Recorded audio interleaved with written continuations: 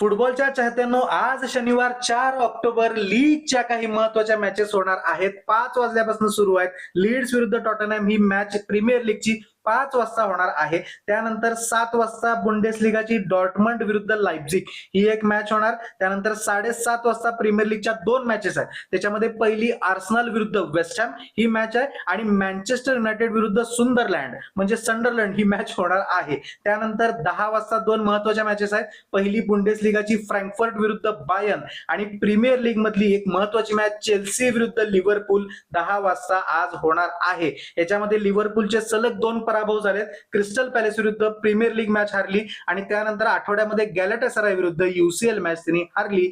Chelsea टेबलला 8 नंबरला आहे. त्यामुळे प्रीमियर लीगचं या मॅचकडे लक्ष असणार आहे. आणि आणखीन एक लक्ष द्यायसारखी मॅच 12:30 वाजता मध्यरात्री होणार आहे.